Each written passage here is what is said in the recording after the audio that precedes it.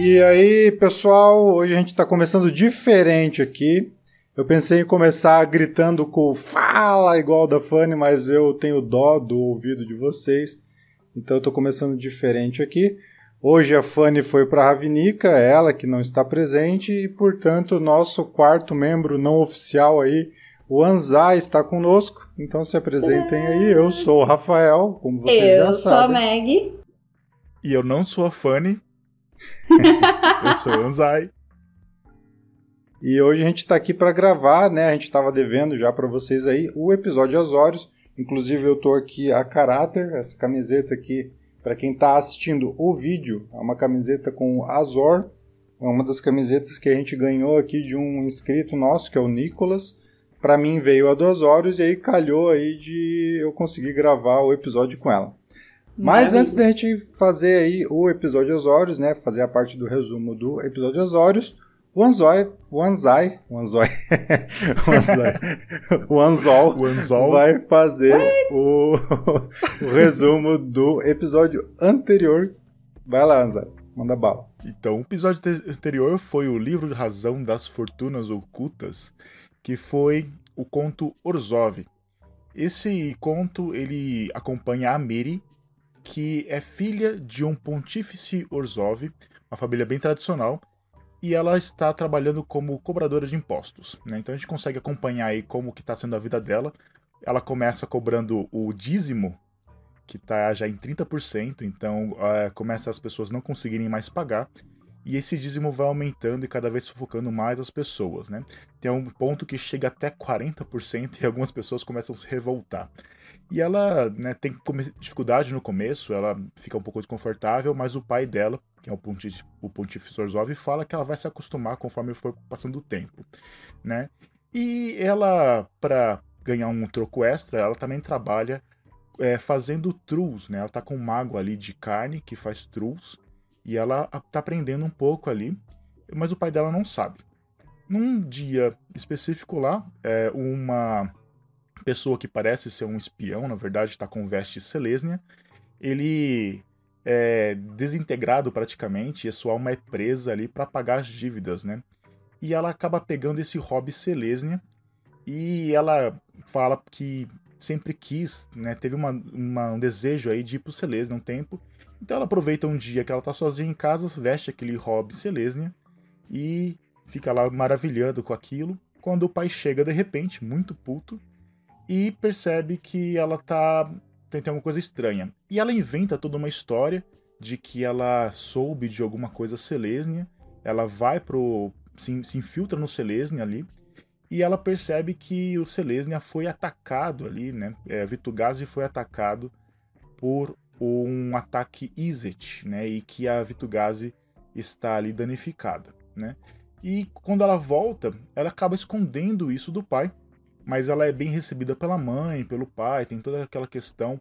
O pai é aquele do conto Selesnya, né, que acabou se fundindo com o Tru ali, então tem bastante intersecção com várias outras histórias.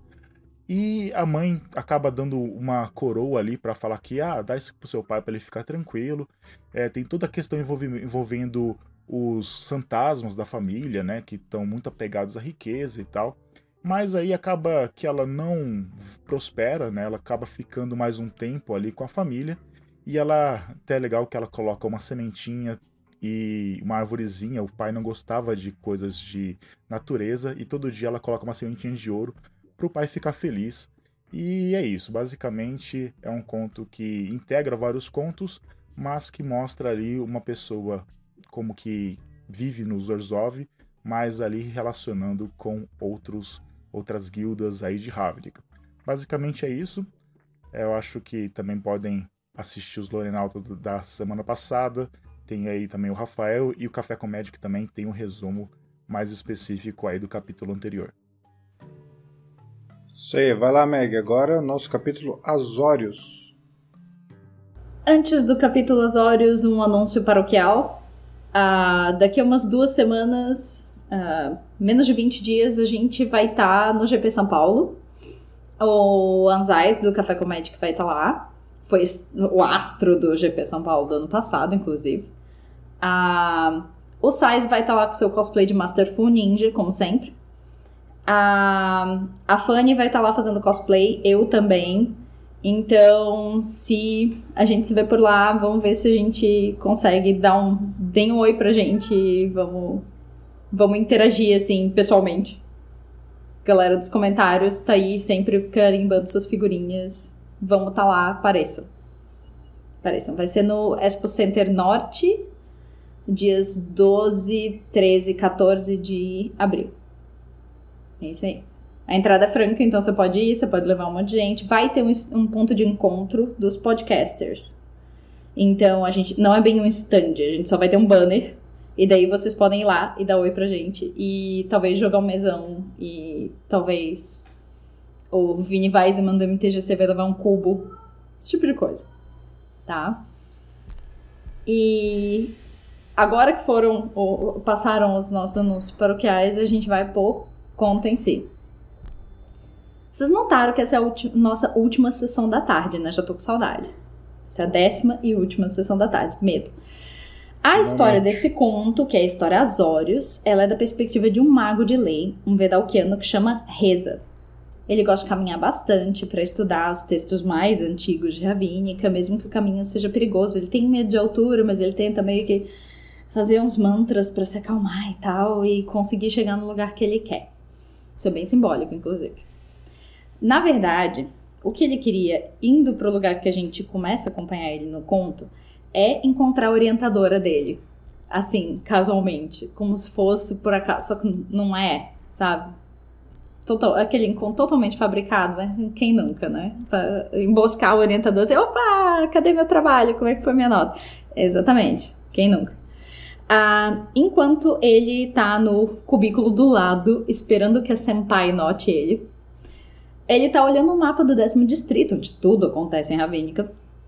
E ele nota uma área disputada conhecida como Canto das Ideias, que costuma ser um problema dado para o primeiro ano da Faculdade Azorius. É um cabo de guerra entre os Golgari, que tem um lixão no lugar, os Simic, porque o rio onde tá o lixão alimenta os Onote 7, os Azorius, porque assim, tá ali do lado, né? E os Zizete, porque a favela que acabou se desenvolvendo ali foi... bem nojinho. A favela que foi construída ali tem pedaços roubados da fundição de Misium. Apesar de que nenhuma invenção não sancionada lá não é responsabilidade do Zizete, imagina. Aí, como ninguém se decide, o lugar fica sem governo, sem serviço, sem nada. Enfim, a orientadora é uma esfinge. E, eventualmente, ela dá atenção para o nosso protagonista, que tá doido para saber o que o Senado achou de uma runa de lei que ele tinha escrito, com um legalês bem complexo, para fechar uma lacuna de identidade. E eles adoraram. Dovimban ficou impressionado, olha isso. E ela tá saindo no Diário Oficial agora mesmo. Só que o Diário Oficial de Ravínica é a escrita celeste. Então ela vai ser conjurada e aparecer nos céus rodando, assim. E quem não leu, azar, né? Enfim, né? Sucesso pro cara. Conseguir publicação é difícil, ainda mais no começo da carreira. Então, já tá indo bem, garoto. Impressionante. A ideia da orientadora é seguir impressionando o Dovimban com uma publicação ainda mais impressionante. Só que o Reza não tem mais nada. Eventualmente, ele começa a soltar algumas ideias, daí chega num ponto, uma ideia que ele precisaria ir até o arquivo histórico. Só que o arquivo histórico fica fora de Nova Prave. Mas é até perto só, é só 20 minutos de grifo lá em cima, a 1000 metros de altura. Não, mentira, são 60, mas pra quem tem medo de altura, 60 são 1000, cara. O resto não tá muito confortável com a ideia de andar de grifo. E o que acontece com alguém que tem medo de altura em uma história? A pessoa cai. Tá? Clássico. Porque, né? Ele cai do grifo no meio do caminho. Por causa de uns tópteros que estavam sendo derrubados. E por sorte ele cai em alguma coisa macia. Só que por azar ele cai no lixão do Canto das Ideias. Ele é encontrado por um cara... Falando em lixão, se tiver ruído no áudio, tá, pessoal? É que tá o caminhão de lixo agora lá na rua. Foi assim, ó, timing perfeito. Timing do lixão, hein? Não, mas beleza. Qualquer coisa a gente tenta tirar depois o barulho. Quem encontra o Reza afundado no meio do lixo é um humano enorme que chama Hendrik. E ele tem um monte de apelidos, ele fala pro caralho, mas ele é até bonzinho, oferece que o Reza vá na casa dele, se limpe e volte pro grifo. Spoiler, ninguém mais vê nem fala nesse grifo o resto do conto. Enfim, o Reza já tá incomodado, já quer ir embora, mas ele meio que caiu perto da compostagem de Vorme, sabe? Que é o que eles improvisam como coleta de lixo, então ele tá num lugar meio perigoso, ele acaba indo com o cara. Dentro da casa do Hendrik é uma bagunça ainda maior do que do lado de fora do bairro. Verdade, Guilherme. Por algum motivo o Reza tava esperando que fosse diferente dentro das casas, que fosse menos socateado, mas sabe como é que é? Aquele cara que nunca saiu, fazia 8 anos que ele não saía de Nova Prava, então ele tava meio com dificuldades, assim, reagindo tão mal quanto o meu gato neste momento. Com a ambiente novo que ele tava, né? E daí o Hendrik tem um colega de apartamento, que é um humano chamado Janin, e o Reza meio que tem um crush automático por ele, porque ele é limpo, esbelto e gracioso, e ele sabe que Reza, na verdade, é um apelido para Reza Geles. E isso porque ele foi criado por Vedalquianos quando eles meio que foram mortos pelos... Eles meio que mataram os pais biológicos desse cara. É esquisito, mas no Canto das 10 funciona assim. Se você inventa uma coisa que machuca alguém, você dá um jeito de resolver, você faz o melhor que pode. Então esses caras que acidentalmente mataram os pais do Janin acolheram ele como filho. E o Janin até sabe que um Vedalquiano de Nova Prave tem serviçais para tomar banho. O quê? É uma coisa. E ele dá todas as coisas pro cara tomar banho sozinho. Chega a ligar a água da banheira, dá uns óleos fragrantes lá que os Vedalquianos adoram e tal. E daí o cara sai pra limpar as roupas, porque o cara tinha manchado todas as roupas no lixão. O Reza toma um banho muito relaxante. Eles conversam um bocado, aquela conversa assim que simplesmente flui, você conversa tanto que de repente escureceu, que coisa. E daí eles saem pra procurar o Hendrik na oficina. E essa oficina é um lugar onde os inventores ficam exibindo os seus trabalhos, né? Lá dentro dessa oficina tem uma mulher que tá conjurando fendas com magia elétrica em uma campanula de vidro. Vocês já viram isso antes? É a guria do Conto Izete. É a tal da Tamsin, a médica monstro. Caraca. O lugar é muito cheio. O Reza fica com um pouco de agonia. Daí ele sai pra respirar. Só que assim que ele sai, ele é assaltado por outro Vedalquiano que rouba uma das bolsas. O bicho não tá carregando pouca coisa, né? Ele não tá usando só uma bolsa, aquelas bolsas carteira. Ele tá usando duas, uma cruzada na outra. E as duas são iguais. E essa bolsa tava com os textos de referência que a orientadora esfinge dele tinha emprestado. Tá louco que ele volta sem eles, né? Que reputação que ele tem pra zelar. Ele sai correndo atrás do ladrão e chega a passar pra dentro do território Azorius, dando de cara com 3 encarceradores. E eles tratam ele com grosseria, com desconfiança, mas, pô, ele é um cidadão que tá só pedindo assistência, cara. Que é isso? Acontece que teve relatos de um ladrãozinho por ali com a mesma descrição que ele. Alto, azul, careca. Então, basicamente um Vedalquiano, né? Carregando uma bolsa igual essa aí. Sim, a bolsa é minha, porque ele roubou, tal. Meu nome é fulano, eu tenho direitos, eu sou de Nova Prava, eu quero o nome de vocês, pra daí já mandar relatório lá pra galera da coluna de Elaine, porque vocês estão me tratando muito mal e eu tô aqui só pedindo ajuda. Eles meio que... Quando o cara invoca os direitos dele, eles meio que baixam um pouco a bola, tratam ele com um pouco de civilidade e tal. Só que como a bolsa foi roubada dentro do Canto das 10, eles não têm jurisdição pra ajudar ele. Eles só querem ver a runa de identidade dele pra deixar ele ir. Aí que tá a ironia maior. Porque o Reza tinha, na mesma manhã, colocado uma lei nos céus, dizendo que se a pessoa não puder fornecer prova da identidade adequada, isso vai resultar em detenção por tempo indeterminado. Então, como a runa de identidade dele tá na bolsa que foi roubada. Ele não pode fornecer a identidade. Ele vai acabar preso por causa da própria lei que ele escreveu. Ele se desespera e faz uma coisa pior ainda. Ele taca o que sobrou do óleo de banho vedalquiano que o Janin tinha dado pra ele, que é tóxico pra humanos, no pé da encarceradora e sai correndo.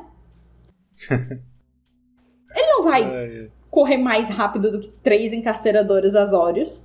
Óbvio que ele vai parar num beco. Óbvio que os caras já estão pra pegar ele. E daí aparece uma nave bizarra, bem Watchmen, assim. Só que ela é feita de, tipo, tópteros brancos, com o chassi do Azorius raspado. E quem tá dirigindo é o Hendrik. Então era o Hendrik que tava derrubando os tópteros. What the Enfim. O cara tava derrubando tópteros pra fazer um veículo loucão. Nisso, o Reza tá muito confuso, porque ele tá puto com o Hendrik. Ele sabe que ele não pode entrar no veículo roubado. Ele tá pra ser preso. A reputação dele em Nova Prava vai pros ares. Ele não sabe o que ele vai fazer. Eventualmente ele dá um estalo, ele entra na nave e eles têm um choque cultural, assim, um choque cultural, né? Com um piloto do sistema alternativo de transporte. Por quê? Porque o Hendrik, ele é um fora da lei.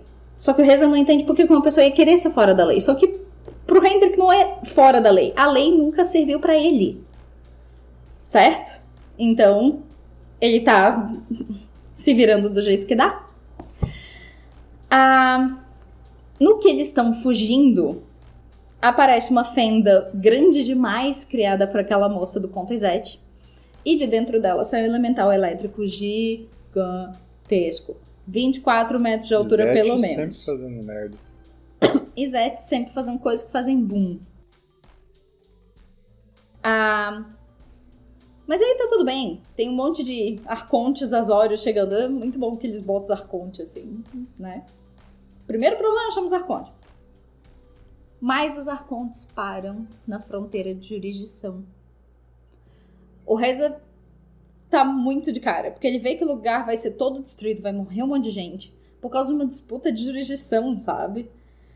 Só que agora, ele não é só um legislador que nunca teve no lugar, ele conhece as pessoas, ele viu as situações, ele sabe um pouco mais, né? E daí ele começa a conjurar uma lei, ele faz lá o Lei no Jutsu, transforma o Hendrik no grande árbitro temporário do Canto das Ideias, com votação do Janin, e cria uma lei concisa, clara e imperfeita. Mas como diz o Greg Universo, se o porco inteiro fosse perfeito, não haveria cachorro-quente, não é mesmo? Daí eles conseguem pedir auxílio emergencial para os Azórios e o dia foi salvo, graças aos meninos superpoderosos. 8 meses depois de muita negociação, o Enclave Canto das Ideias tem um projeto de lei completo com 57 páginas de escritura para agir com soberania, e esse projeto de lei foi escrito pelo Reza. Ele acha que vai levar bronca da orientadora, que vai ser expulso, sei lá o quê, mas ela só disse, pequeno padawan, você agora acabou seu doutorado, você vai poder orientar outras pessoas. E ao longo do tempo, os sucessores do Reza, com essa mentalidade que ele criou de não fazer... de fazer o que é certo para o povo, né? Ele vai poder ter sucessores que venham a, sei lá, escrever coisas enormes, tipo o próximo Pacto das Guildas, imagina. E fim. Olha que esperançoso humilde, né? esse conto. Olha o antigo Pacto das Guildas aí. Que bonito. Um Pacto das Guildas de crochê. Que bonitinho. Tira o capuz dele, o capuz é muito legal. O capuz dele sai. Que bonitinho. Pro pessoal que não tá vendo o vídeo, o Anzai tá mostrando um boneco de crochê que ele ganhou, do Jace. E o capuz é retrátil, é o nome? Tipo, dá pra tirar o capuzinho, cara. Mesmo. E tipo assim, ela fez o capuz e depois deu uns pontos pra ficar preso, assim. Uhum. Mas tipo, o capuz sai, tipo, dá pra puxar aqui atrás, assim, ó. Melhor que algumas figuras de ação que a gente vê por aí. Nossa, pois bem melhor. Cara. Bem melhor. Eu tô adorando, né? Falando do Conto Azórios, né? E o pior, assim, que antes de me aprofundar mais na lore, eu sempre achei que o Jace era Azorius, né? Mas, na verdade, no fundo, ele é um sem portão. Só porque ele é branco e azul, né? Não. Né? Não é GTA, cara. meio Não de é Mir, as né? cores que o cara usa. Né? Não é Power Rangers, né? Apesar do pessoal gostar de comparar muito. Mas faz sentido que o Pacto das Guildas tenha uma relação mais próxima com as Azores, porque, afinal de contas, né? Uhum. O Fazer pacto as foi leis, escrito né? pelo Azor. Na né? verdade, O Azor quando da ele virou o camiseta do Pacto das Sais. Guildas no livro, eu achei que ele ia sair... Porque ele saiu no M seguinte, acho que foi M 13, e ele saiu em monobolo. E era Jace, o Pacto das Guildas vivo. E daí eu tava tipo, mas não era pra ele sair Azorius? Porque ele agora é literalmente o Pacto das Guildas vivo. Cadê ele? E também... É que o Pacto das Guildas é pra ser pra todas, né? Só que também tinha a chance de talvez ele vir em Izzet, porque ele teve muito próximo do Niv Mizzet durante a história, Mizzet, né? E sofreu também na mão dos Dimir, né? Foi torturado e tal. Principalmente ali durante o rolê ali do Dragon's Maze ali, o Niv Mizzet meio que tava junto com ele, apesar de que o Halzarek não gostava disso, né? Mas eles estavam bem próximos ali. O mais próximo que o Jace chegou dele, assim, porque daí o Hal meio que avisou, ó, não se mete com o dragão e tal. Eu tô tentando suplantar ele, mas não se mete. E o Jace, meio que a distância, assim, tenta ler a mente do Niv. E daí ele encosta, e daí, tipo... É uma parada super complicada. O Jace não tava com seu poder supremo completo desbloqueado ainda, ele só desbloqueou tudo em Ixalan. Então, foi difícil. E o Hal quer manter o segredo do transplanar. Ele não quer que o Niv fique sabendo. Bom, agora a gente tem que ir pro conto. Anzai, opiniões, críticas. O que você achou desse conto Azorius aí? O conto em si, eu gostei, mas eu achei que ele poderia ter linkado mais coisas. Eu acho que ele pra mim, ele terminou de uma forma meio repentina, sabe? Eu achei que poderia...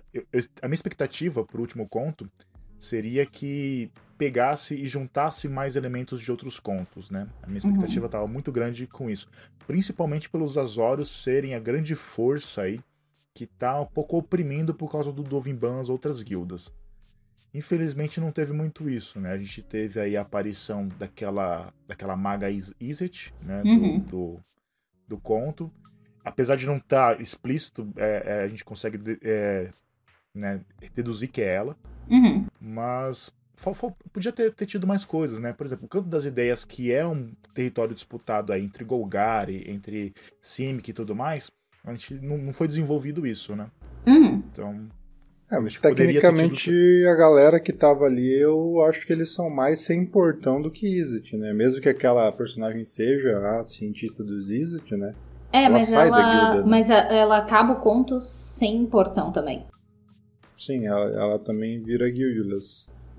Então eu gostei disso no conto, assim, que eles representaram esse pessoal assim fora da guilda também. Meg, qual a sua opinião, Meg? Cara, eu gostei tanto, porque assim, ó, eu acho que foi o mais cidade de todos, porque é uma parte que não é organizadinha de Ravnica, porque às vezes você pode parar pra pensar em Ravnica como se fosse uma pizza de 10 fatias, e não é bem assim, porque não é só o território Azorius, sabe, é uma coisa bem mais orgânica, dá pra ter uma ideia disso no conto grupo, mas não tão claro quanto agora, porque daí você vê áreas que foda-se as guildas. As guildas não querem saber, as guildas fingem que não vêm, e as pessoas não têm o amparo das guildas e se viram do jeito que dá.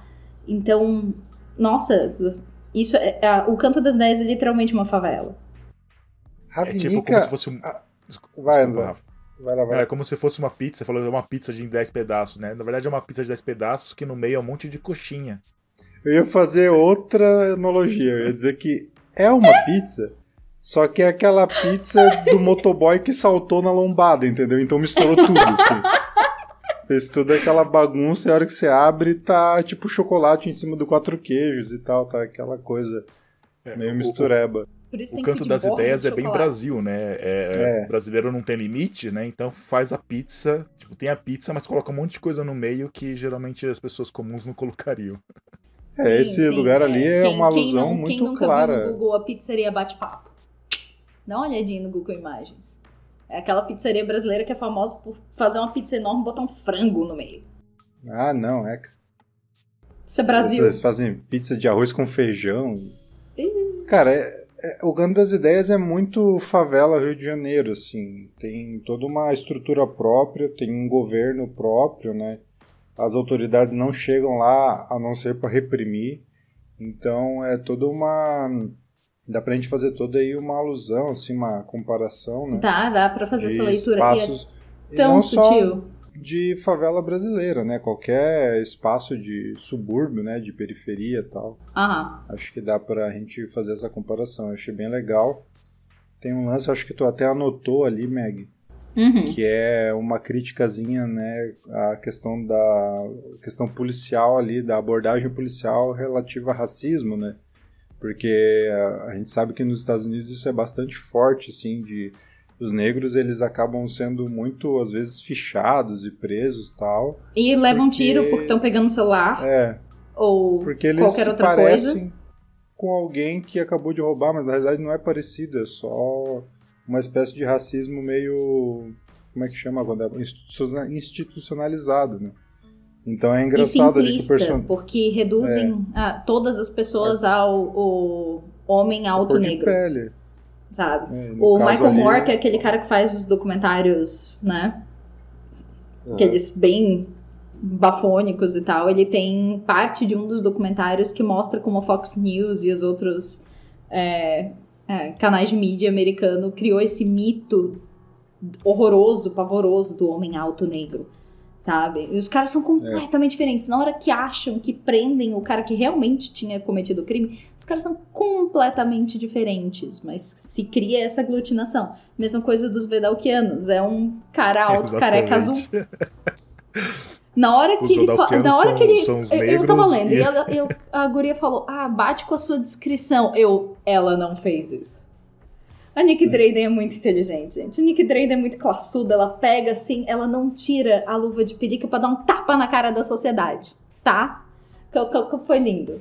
Que foi lindo. O que você tava falando, Zay? O que tu ia falar? Tu ia falar alguma coisa ali dos Vedalquianos.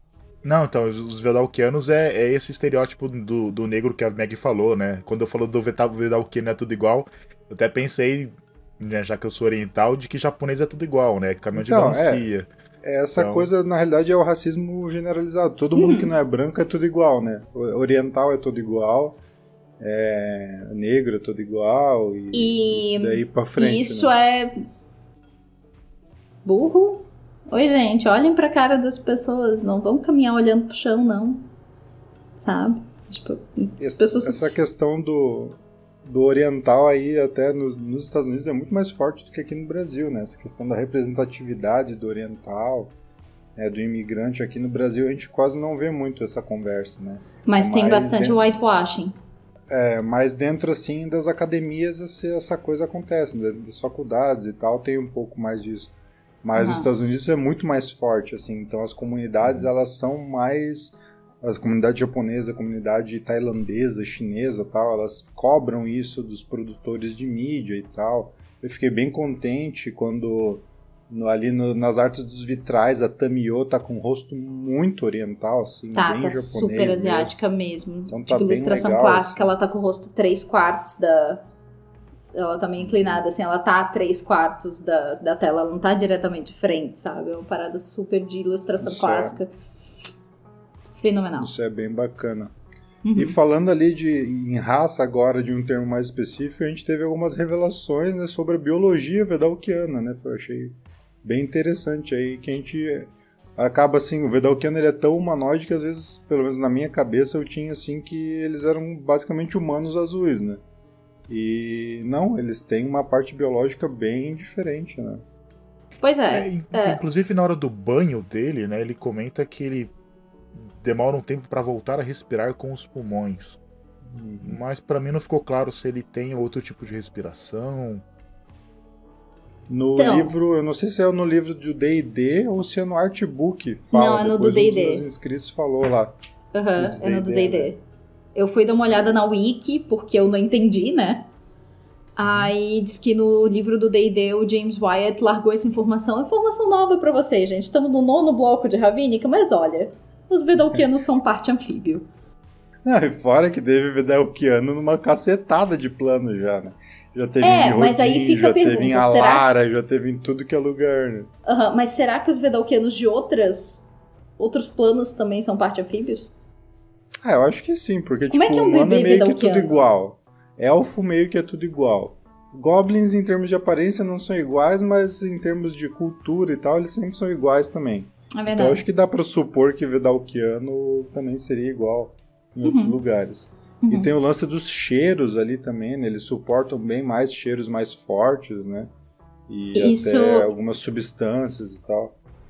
Isso é muito legal. Porque eu lembro que no Mass Effect tinha isso. Mass Effect tem uma outra espécie dentro da galáxia que daí consegue processar um tipo diferente de proteína. Porque a cadeia de DNA deles é quádrupla. Daí eles têm uma... sabe? Comida completamente diferente. Aí vai lá o Shepard humano e tenta beber a bebida dos caras. É outra raça, não é nem da rede quádrupla, mas ainda assim. É muito irado. Porque Shepard, o teu protagonista é tão B10. Mas tão B10. Que ele vai beber a bebida dos caras. E não morre. Mas não, essa parada de biologia diferente, olha. Campeão, tá? Por mais que seja surpresa agora, é legal. Eu cheguei a jogar o Mass Effect, só joguei o Dragon Age, mas isso não é tão... Dragon Age não é tão claro assim, né? Pelo menos eu só joguei o primeiro, né? Talvez no mais pra frente eu tenha mais isso. Mas não é tão dividido assim. Mas achei bem bacana. E é engraçado, assim, talvez... Será que existe uma marginalização dentro dos próprios Vedalquianos? Porque, querendo ou não, os Vedalquianos ali que são tidos como... meio bandidos e tal, eles já são meio que pertencentes aos Izzet ali, né? A gente tem 2 casos ali de Vedalquianos estabanados, né? Um que rouba e os pais lá do Janin que fizeram uma besteira e acabaram matando os pais biológicos. Foi uma coisa de regular umas válvulas ali que eles não regularam muito bem e daí causou um acidente que, sabe... então... Ao mesmo tempo que você tem um Selesniano que daí vai pro orfanato doar dinheiro porque se sente culpado pela morte dos pais da menininha, você tem um casal de Vedalquianos que acolhe o filho pra ser criado como seu, sabe? Então, mas é legal porque os Vedalquianos eles geralmente são representados sempre muito estoicos, né? Um bagulho assim meio sério, né? Uma coisa e uma parada muito... classuda, né? Eles sempre... muito certinho, né? Uma coisa bem centrada e tal. E aí a gente tem os Vedalquianos dentro dos Izzet ali, assim. E daí tá lá o Dovimban com aquela cuidade de Dovin que ele tá com a mão, assim, ó, com os dedinhos junto. Que nem o Mr. Burns. 6 dedos. Viu? É muita classe, gente. Eu gostaria desse fato do Dovimban ter 6 dedos ser explorado de alguma forma, né? Mas até o momento, nada. Inclusive foi no Vitral que ele apareceu com 5. No Vitral, a mão direita, eu acho, tá com 5 dedos. Aí resta saber se vai rolar alguma coisa ou se foi simplesmente um erro de desenho ali. Tu tá dizendo que o Dovimban vai perder o mindinho? Vai, Meg, vai. Isso aí. Então, tá. Eu já cortando o assunto, eu acho que assim, é difícil a Wizards deixar passar esse tipo de coisa. A direção de arte geralmente é bem atenciosa, assim, então eu não consigo pensar que realmente seja um erro, que esteja aquele dedo faltando ali. Acho que deve rolar. Ao mesmo tempo eu vi um tweet do Doug dizendo que eles passaram um trabalho fodido, porque tinha um Vedalquiano no multiverso que tinha 6 dedos, os outros não iam aparecer tanto. Daí deles terem passado um trabalho extra, assim, conferindo. Mas se eles passaram um trabalho extra, não era pra ter escapado um, né? vai saber. Não sei. Né? É que como essa arte era mais pro trailer, né? Não vai ser nem arte das cartas, eu acho que eles podem ter tido um pouco menos de esmero nesses vitrais aí, né? Mas não tinham falado que ia ser essas artes, só que não vitralizadas? Não, acho que vão ser outras artes. Ah, eu não lembro dessa informação, não. Tô na Pelo que eu dúvida entendi, agora. serão outras artes, não vão ser essas dos vitrais, não. Bom, Eu quero fazer Em velas. breve saberemos. vamos aguardar aí. A princípio, agora domingo vão sair já 16 cartas da coleção e é bem possível que alguns planinautas já devam aparecer aí, né? Uhum. O Blake Rasmussen lançou aí Bom, provavelmente até o pessoal tá assistindo já deve ter passado domingo, né? Sim, porque o episódio vai sair na terça. Mas a de gente qualquer vai... forma, a gente tá gravando na quinta, o Blake Rasmussen ele disse que o lançamento das cartas vai contar a história e eles vão fazer uma miscelânea entre as raridades. Então, geralmente quando tem preview season, né, vai lançando primeiro as mais raras e tal, com as míticas junto, e as comuns e incomuns ficam pro final. Uhum. Enquanto que dessa vez, para contar a história, eles vão fazer uma mistureba bem grande. E vai ser bem legal isso. Uhum. Isso, inclusive, eu acho que deveria ser assim em toda edição. Isso valorizaria muito a lore, principalmente se eles forem tomar esse caminho aí de começar a escrever romances de novo. Uhum. É que talvez... bom, eu acredito que eles vão fazer um estudo de percepção de comunidade aí para ver como é que a galera vai receber isso, né? Mas também nenhuma outra coleção precisou tanto que todas as cartas estivessem contando alguma coisa, né? A maioria das coleções a gente tem ali algumas cartas-chave, né? As lendárias e tal, e algumas ali conectadas com a história, uma ou outra fazendo referência, e a grande maioria simplesmente são cartas mostrando o plano, né? Esse tipo de coisa. Mas agora a gente vai ter 264 páginas de história, né? Cada 264 tweets de história. Cada carta ali vai estar mostrando um fragmento. Então eu acho que por isso que eles devem estar fazendo dessa forma. Eu concordo contigo, Anzai, eu acho que deveria ser dessa forma, né? Uhum. Contando assim os capítulos e tal, seria muito legal. Existe a possibilidade, se eles realmente investirem em romances longos, de que vá ser assim mesmo, né? Mas eu não sei se vai ser sempre assim, não. Acho que vai depender muito do que está sendo contado. Por exemplo, depois de M20 já está aí marcado para ser um plano inédito, né? Que nunca foi visto. Então, nesse caso, se eles quiserem mostrar, assim, paisagens, novas criaturas, esse tipo de coisa, eu não sei se daria tão certo. Talvez até desse, né? Mas em geral é mais complicado. Pegando esse gancho, no painel do GP do ano passado, né, do R&D, perguntaram qual era o desafio para os dois lá que estavam apresentando o painel, né? A Meg traduziu, né, instantaneamente lá pro pessoal que estava assistindo. Foi muito legal. E eu não lembro quem que falou que o maior desafio seria agora setembro desse ano. Sério? Sério. Se eu não me engano, foi isso. Tipo, de setembro desse ano. Que cairia nessa edição aí pós. Acho que seria inclusive o M20, né? Não? Não, é a primeira depois do M20. Agosto.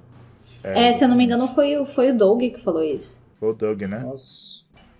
Cara, então, assim, cara, eu fico imaginando, se a gente já tá nessa hype por Guerra da Centelha, e eu acho que realmente está trazendo uma inovação de como expor a história, trazer. Acho que design de jogo também vai influenciar bastante.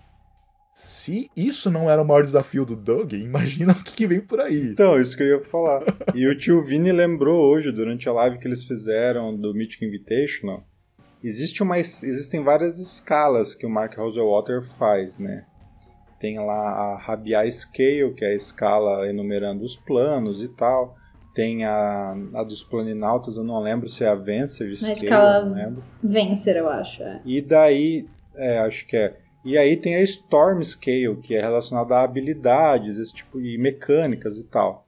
E a mecânica, eles, num geral, mecânica Planeswalker, lançar um set baseado em Planeswalker era 9, ou seja, quase impossível. E a gente está chegando aí em Guerra da Centelha, né, mostrando que essa escala muitas vezes né, é meio opinião do Mark ali, né? Eu critico muito isso, que às vezes ele coloca assim de um jeito bem contundente a opinião dele, mas a gente sabe que a Wizards é uma empresa gigantesca com 1 bilhão de acionistas e diretores e pessoas tomando decisões. Então é bem possível que de vez em quando aí as expectativas do Mark sejam quebradas e acontece esse tipo de coisa. Eu tô bem empolgado assim para a Guerra da Centelha, né? A gente já acabou fugindo do conto já, mas acho que não é um problema, porque querendo ou não tá todo mundo hypado para a Guerra da Centelha. E eu acho que é uma aposta muito grande da Wizards e eu confio neles o suficiente para estar bem hypado, assim. Eu acho que vai ser muito legal. Infelizmente já saíram alguns leaks aí, né? Acabei vendo 2, não gostei de ter visto. Era mas aí que eu queria entrar. Era aí que eu queria entrar.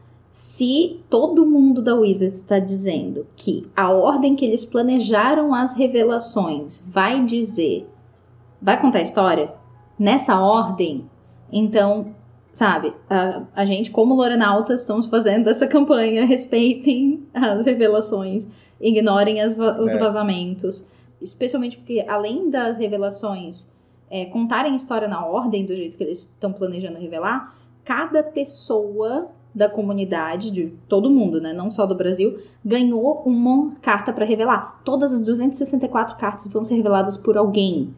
Não vai ter aquele dump final na sexta-feira antes do pré com o resto do resto. Não. Então, se alguma carta for vazada, você tá quebrando todo o trabalho que alguém fez para fazer um videozinho legal, para criar um conteúdo massa. Vocês lembram que a Wizards do Brasil fez para revelar uma carta de cada guilda nas últimas 2 coleções, sabe? Então, se você tem um produtor de conteúdo que faz todo um trabalho desse, e daí você joga isso no lixo revelando a carta mais cedo no Reddit, no Twitter, ou o que seja, sabe? Vamos ajudar todo mundo? Aquela coisa assim. E eu acho que até é importante falar e deixar bem claro isso, que, por exemplo, eu como produtor de conteúdo noob, eu acabei colocando um dos vazamentos aí, que foi a lista de promos, né? E aí, depois a gente conversando aí nos grupos de produtores de conteúdo e tal, a gente entendeu justamente isso que a Meg falou, da gente tentar preservar, justamente porque eu acho que tudo isso é pensado para a nossa experiência. Então, se a gente, por acaso, tiver acesso e divulgar isso antes, a gente pode estar estragando de alguma forma a experiência da forma como ela foi pensada. Então também peço desculpas aí, não vou cometer mais esse erro. Não, mas a gente também estava sem todas as informações. Essas coisas foram soltas aos poucos depois que essa lista de promo saiu. Eu também lista de promo, já vi 3 fake. Eu já pirei numa fake aí que assim, nossa, fiquei muito hypado. Mas vi que era fake e esquece. Né? Pra corroborar isso que a Meg tava falando aí, o Blake Rasmussen, que é o chefão da porra toda, como a gente já falou algumas vezes aqui, ele deixou claro no Twitter que dessa vez não existem cartas para reposição. Em outras coleções, né, como a Meg falou, tem aquela sobra. Se vazava uma carta de alguém, a pessoa lá da região podia dar para o produtor de conteúdo uma outra carta para essa pessoa expor lá. E dessa vez não vai ter. Então, por isso que assim, não vou ser hipócrita de dizer que eu não fiquei hypado com os 2 leaks que eu vi ali. Só que é uma coisa que é muito negativa e nessa coleção ainda é mais ainda, porque cada carta tem um espaço dentro da história. Então, até pedindo meu padrinho lá e as pessoas que eu conheço assim, para se receberem um leak, né, não passar para frente, pedir para eles não compartilharem lá no meu padrinho também, para a gente tentar manter, porque assim, quanto menos pessoas tiver a fim de ver, menos vai incentivar as pessoas a fazer. O problema é que o pessoal, principalmente as pessoas que não se importam com a história, elas querem saber do que a carta faz, então elas estão um pouco ligando para a produção de conteúdo, esse tipo de coisa. Isso é bastante prejudicial, assim, acho bem complicado. Gostaria que todo mundo respeitasse, mas a gente sabe que não é assim que funciona o mundo, né? Infelizmente. Eu particularmente adoro fazer especulação, teorias, então assim, um dos tipos de conteúdo que eu consumo bastante é, sei lá, qual que são as teorias a respeito de Vingadores, por exemplo, que é o próximo filme aí que eu gosto muito, né? Mas eu acho que nesse caso não faz tanto sentido justamente pra gente tentar preservar a comunidade e inclusive valorizar o Wizards, que muita gente reclama tanto, né? Mas quando elas fazem alguma coisa legal, alguma coisa pensada, a gente tem que valorizar e dar o valor. Né? E também porque assim, ó, se a gente fica olhando leak e vai fazer suposições e previsões e teorias, aí você já não tá totalmente teorizando, né? Você colou. E fora que a chance de fazer uma teoria errada fora de ordem é muito grande, né? Não, e é muito legal fazer teoria errada. O mais legal de teorizar é ficar, tipo, chutando o que pode ou não pode acontecer.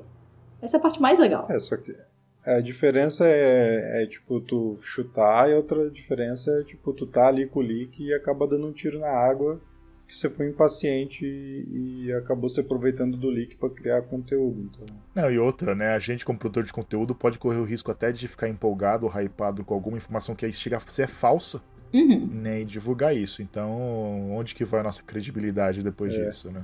Desse leak fake aí, acho que dá até pra falar, porque um dos padrinhos mandou, é uma arte que já foi usada umas 4, 5 vezes pra fingir que é carta verdadeira, assim.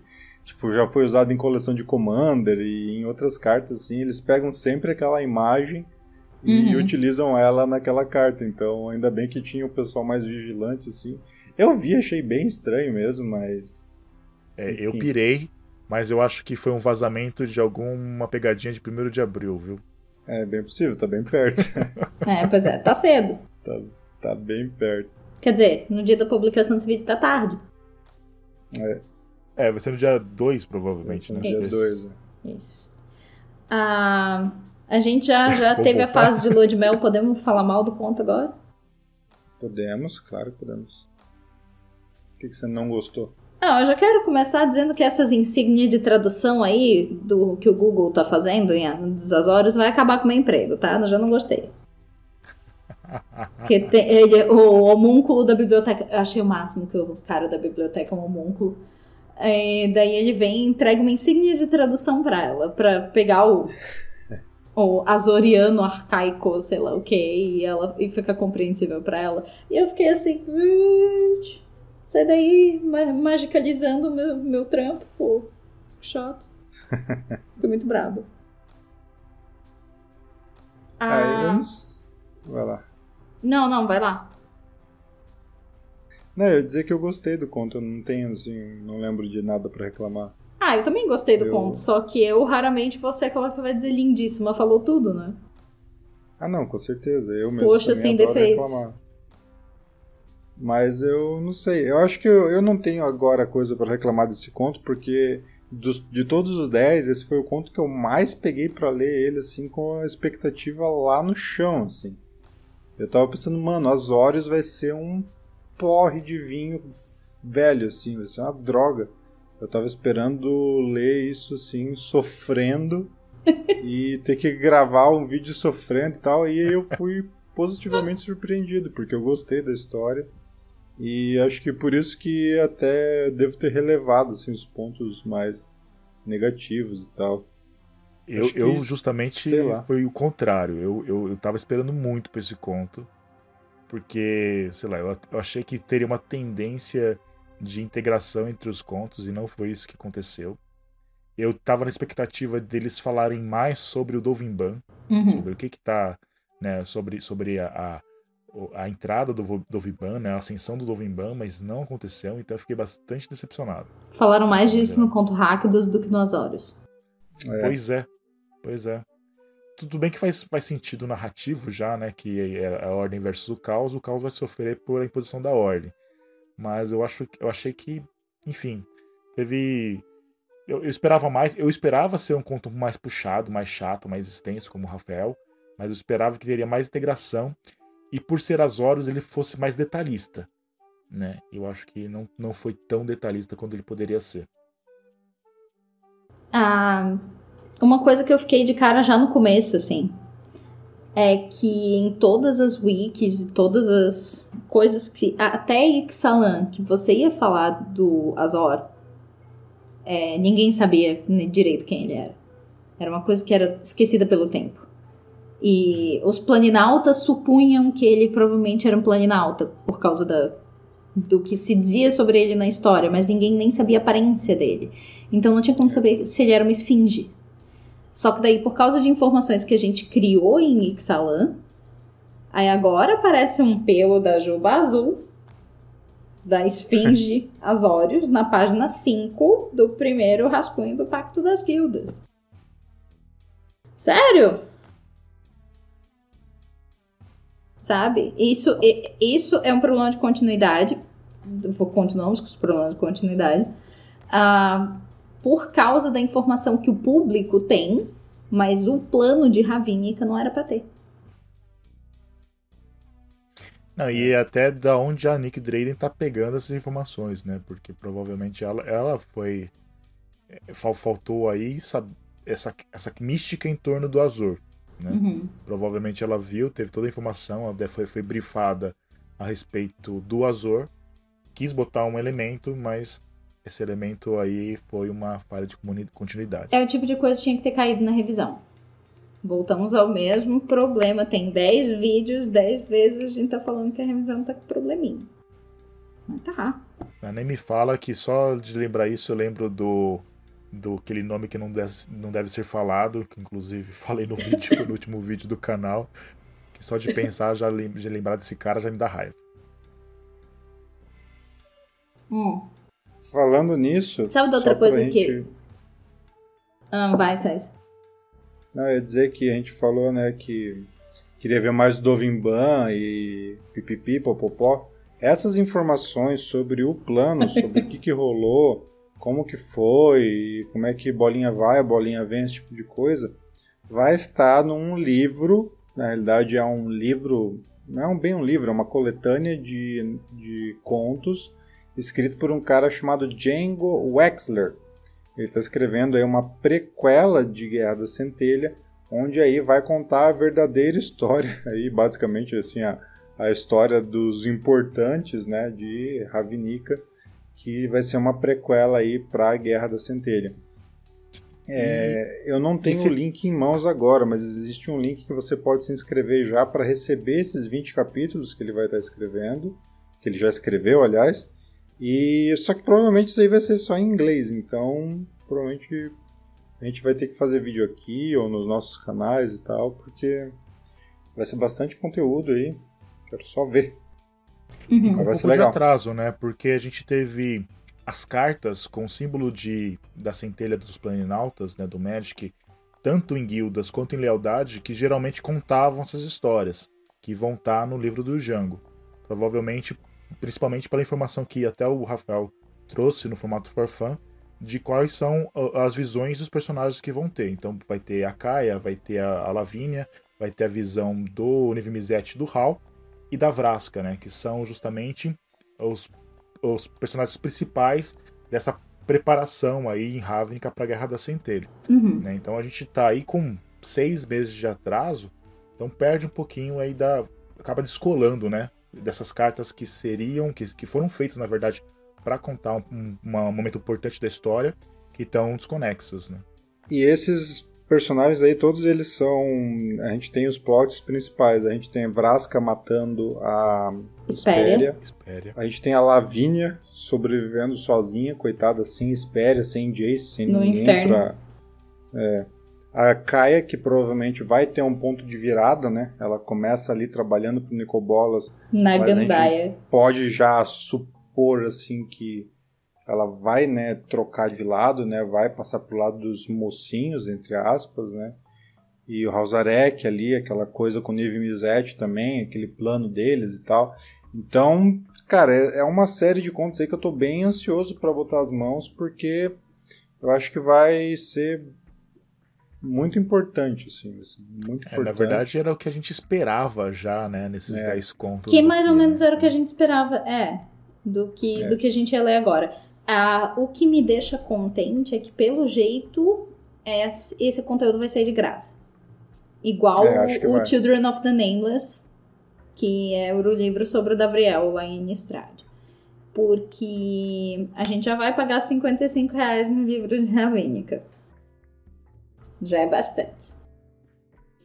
Já tem todos os artbooks. Aí tem mais um artbook sobre o Gatewatch. Sabe? Calma. Tá? É Depois que eu pergunta acho por que que... produtor de conteúdo não joga. Não tem dinheiro, gente. É. Calma. Tem que comprar as lore. Prioridades. Não, e eu acho que, pelo menos essa parte de outras mídias, principalmente né, dos livros e tal, ficou muito encavalado, né? Porque se já sabia que ia ter esse momento, né? Pô, podia ter pego esse trabalho aí do Django Wexler ali e trazido antes, né? Pelo menos a gente ia digerindo, a gente teria 6 meses para digerir e chegar na Guerra de Centelha. A não ser que esses momentos tragam informações muito importantes para o desfecho da história e eles quiseram conter tudo isso o máximo possível. Eu não sei se isso é muito efetivo. A treta é que esse livro do Django vai vir depois do livro do Greg. Pois é. Né? Ele vai ser depois do livro do Greg? Vai ser depois, vai ser realmente uma prequela clássica de filme de terror, assim. Tipo, que eles lançam o filme, faz sucesso e depois mostra a origem. Então vai ser depois, pelo menos temporalmente aqui, né? Não cronologicamente, provavelmente. Isso pode ter sido uma parada de editora mesmo, daí. Vai saber o que rolou, né? Mas assim, era uma coisa que já devia estar na nossa mão. Eles deviam fazer assim, ó, beleza, lançamos aqui, ó, a Primeira Guerra da Centelha. Quer saber o que rolou em Lealdade, em Guildas? Toma aqui, 20 capítulos para você se deliciar, enquanto vai acompanhando aí os spoilers de MTG War. Tem outra coisa também. Porque já foi essa história, mano, já passou esse trem aí, já partiu. Então, só que tem outra coisa. Lembra como a lore sai um conto por semana? Sim. Ou Dominária um capítulo por semana? Entre uma coleção e outra tem tipo um tempo ali. Eu não contei se dá 20 semanas, mas sabe, dava pra espremer os contos, botar os da Nick e depois botar os do... Como é que é o nome do cara? Django. Uma botar coisa que eles os do podiam Django. fazer agora é que eles falaram que ao invés de 2 vão ser 3 semanas aí de spoilers, né? Podiam lançar um capítulo por dia. Dá 20 dias aí, dá quase a conta certa. E não deixando... Isso não é desmérito pra Nick Drayden, porque eu gostei muito dela escrevendo. Eu gostaria de ver ela escrevendo outros textos que estivessem mais relacionados com a história, né? Mas realmente, eu acho que teve muita história e agora teve uma história meio desconexa. Eu acho que se a hype já tá grande pra Guerra da Centelha, imagina se a gente já tivesse elementos para especular e supor o que vai acontecer durante a guerra efetivamente. Né? Pois é. E aí, galera, o que mais a gente tem? Estamos aí com 1 hora já. Não, teve uma coisa que, tipo, na hora eu achei engraçada, mas depois de uns 5 segundos rindo, eu parei, tipo, não, pera, isso é ofensivo. Essa coisa que tem no Magic agora de fazer as esfinges agirem como se fossem gatos. Eu achei mó da hora. Só que assim, gatos são fofinhos. Ok, gatos são fofinhos. Só que, ao mesmo tempo, esfinges são muito mais inteligentes e fodas e metidas, sabe? Elas são a elite da inteligência e não sei o que e tal. E daí elas são reduzidas a derrubar um treco da beirada da mesa, virando a cabeça pro lado, assim. Tic, tic, tic, tic, tic, que nem o meu gato quando eu boto um marcador de vidro na beirada da mesa. Acho que é um lance meio instintivo, assim, tipo... Um Azor trancado numa câmara com um cheiro de xixi. Pois é, isso foi terrível, assim, eu achei... Foi degradante, tadinho. Foi. O Ajani já Azor caiu mostrou, muito no meu assim, conceito. Tipo, que ele fica bravo fácil, que ele rosna e tal. Acho que tem umas coisas que são meio de instinto animal mesmo. Então... Mas eu achei da hora, sei lá, eu curti. É o que eu disse, eu ri, eu achei fofinho, aí depois de 5 segundos eu tipo, mas pera, será que... Não, sabe, parece que não cabe com a realeza, porque a esfinge sempre foi parada. Por exemplo, um exemplo mais recente, o Nicol Bolas, né?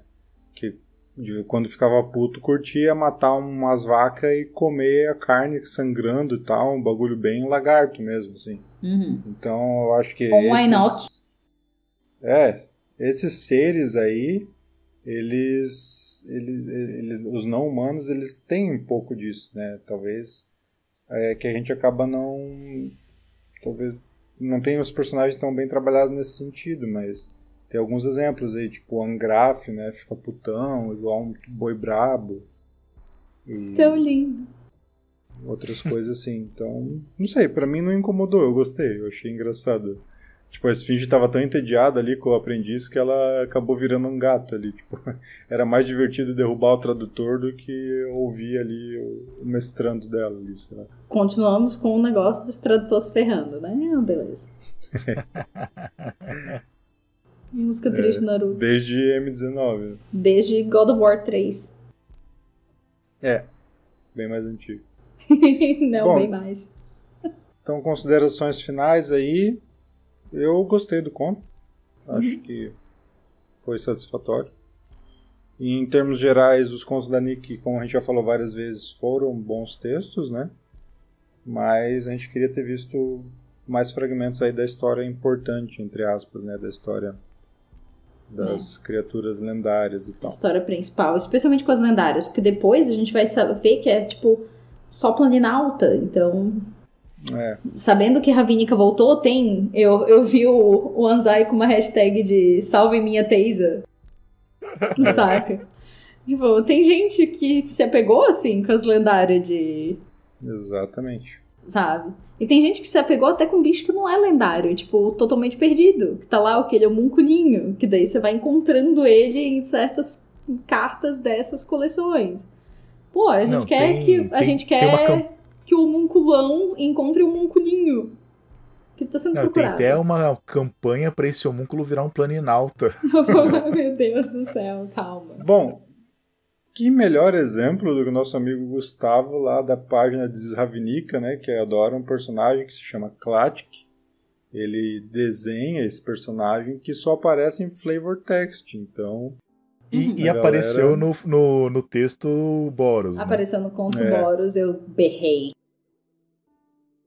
Falando em Boros, num dos últimos textos respondendo perguntas que o Mark Rosewater fez, ele deixou meio afirmado que em algum momento a gente vai ter uma carta da Pluma, que é o anjo aí que vai assumir a liderança dos Boros depois que a Razia é morta, né? E ela era a líder dos Boros ali antes da Aurélia chegar no poder. Então muita gente gosta dessa personagem, porque ela foi muito importante lá na trilogia antiga dos livros de Ravnica, né? Então em algum momento essa personagem aí vai ter carta. Isso me deixou bastante contente. Eu não sei se esses textos aí da Nick Drayden, queira ou não, tem personagens aí que a gente acabou, né, conhecendo um pouquinho aí na comédia da vida privada ravinikiana. A Ravinicana. Mas qualquer coisa, se eles quiserem aproveitar na Guerra da Centelha, são mais alguns personagens pra matar. Vai morrer. Mas se eu me lembro bem, tinha uma coisa a ver com a Pluma. Tinha uma coisa a ver com a Pluma no conto do Crenco? Tem ali uma possibilidade de ser ela. Não tá confirmado, mas é bem possível que seja, né? Porque ela foi presa e tal. Que ela tá, tipo, numa esfera de segurança. Daí, tipo, acabam libertando, mas pelo que eu lembro ela é presa de novo e tal. E aí fica meio incerto, assim, o destino dela. Parece que ela tava pra ser julgada, sei lá. Não, faz muito tempo que eu li isso, eu não me lembro direito. Mas eu não lembro também. Mas eu queria ver uma carta dela com a arte bem como era no livro, ela com as asas amarradas e tal, acho que seria bem interessante.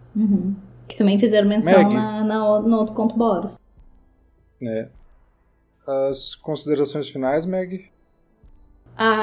Vamos amarrar o lacinho, fechar Ravnica 3 e daí começar a falar da guerra, porque agora é só gritaria. O ditado censurado aí.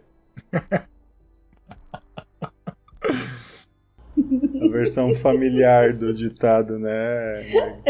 É só gritaria. É só segura esse forninho, é só segura o Flame King lá. E queira ou não, a gente vai ter uma informação concentrada pra caramba. Eu acho que a gente que gosta de falar de lore, que produz conteúdo, tá ferrado pra digerir tudo isso e colocar, cara, eu não faço ideia. Eu não consegui ler ainda o Children of the Nameless e sei lá se eu vou, acho que eu vou esperar o vídeo do Rafael. Eu não sei se eu faço de novo o que eu fiz com o Children of the Nameless, cara. Saiu aquele negócio, foi bem Beyoncé, do tipo, de noite não tinha notícia nenhuma, de manhã tinha, e já era um negócio. E eu decidi, não, eu vou sentar, eu vou ler esse livro inteiro hoje, e eu saí com dor de cabeça, cara. Eu fiquei o dia inteiro lendo. Caramba. Eu ainda quero o audiobook da Meg contando toda a história do livro. Ai, meu Deus do céu. Tá, quem sabe se a gente começar a fazer live, daí a gente faz, daí eventualmente, sabe, não fica gravado nos áudios, aí eu acho que legal. Não dá problema de copyright. Se a gente fizer um áudio... Porque eu sei que a Ashlyn Rose, que é uma das cosplayers, ela faz leitura dramática da Lore, de vez em quando no stream. Se a gente fizer, eu vou ser o Davriel, a Meg vai ser a Tassenda, que ela é mais menininha, e a Fanny vai ser a Miss Highwater. A Fanny vai ser a Miss Highwater. E ela vai se vestir. E ela vai se vestir a caráter. E vai ser massa pra caramba. Sim. E o Anzai vai fazer várias vozes dos vários demônios ali, tá, Anzai? Tu vai ser o Krunchignar, que é o grandão burrão. Tu vai ser lá o outro, que é o Bri, não lembro o nome dele, que ele curte uns enigmas. Então, o Anzai não leu ainda. Papéis aí. Mas tem um monte de personagem, cara. Tem um monte de personagem pra fazer. Aí a gente chama o Clatique, chama os irmãos Urbaneja do canal Bons Ventos que queriam fazer um rolê desse. Vai ser divertido. Beleza? Pessoal, mais alguma coisa então? Não, podemos fechou encerrar? Agora. Então, sobre o conto, acho que é isso, né? A gente encerrou. Gente, mais uma vez, muito obrigado, Lorenaltos, por me chamar. Faz teu jabá aí, Anzai. Então, pessoal que ainda não nos acompanha lá o canal com Magic, o Café com Magic, nosso canal aí. Nós somos irmãos. Sim, Café com Magic, Lorenaltos. Sim, a gente descobriu há pouco tempo, nós somos irmãos, a gente nasceu no mesmo dia. Mesmo dia, é muito Lorenaltos amor, e Café com Magic. Primeiro vídeo nosso e o primeiro vídeo de Café com Magic saiu no dia 22 de março de 2018. Nós somos tão irmãos quanto Gui e Nicobolas. Olha isso. Pois, olha só. Eu até brinquei que a gente é irmão gêmeos, né? Mas eu sou o Danny DeVito. E daí nós três, um em cima do outro, coisando um sobretudo, somos o Schwarzenegger. Eu acho que a Fanny tem Mookie, nós dois não. Eu acho que quem nasceu na década de 90, 2000 já não vai entender essa piada. Vai no Google, mano, esse filme é legal. Sim. Eu sou as pernas, então. Mas, gente, muito obrigado mais uma vez aí. Tá gravando com vocês e com o Rafael Sais, Formato for Fun. Pois é, a primeira vez que eu gravo com o Rafael. É a primeira vez que eu gravo com o Rafael. Verdade. É verdade. O Rafael tava sempre em Kamigawa, daí a gente chamava Anzai. Agora a Fanny foi pra Ravnica e... a Fanny tá lá contando as moedinhas com a Teisa. Uma força então, pra nós aí. Pessoal, muito obrigado mais uma vez. Compartilhem, mandem pros amigos. Mandem pros lojistas das lojas que vocês frequentam. Deixar, às vezes não tem o que passar na TVzinha da loja, deixa passando nós. Redes sociais aí, Lorenautas em tudo que é lugar. Formato for Fun em tudo que é lugar. Café com Magic também. Instagram, Twitter, a gente tá aí flanando por todas as redes. Isso, beleza? E eu tô como Cozies Translator. Também Cozies Translator lá no Twitter e no Instagram também, né, Meg? E na Steam, sabe?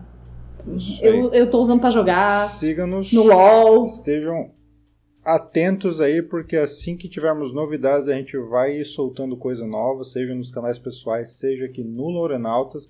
De vez em quando a Meg vai soltar uns drops aí, então fiquem ligados, já aperta o sininho, quem não tiver apertado ainda, e nos procurem sempre, já sigam a gente no seu agregador de podcasts favorito.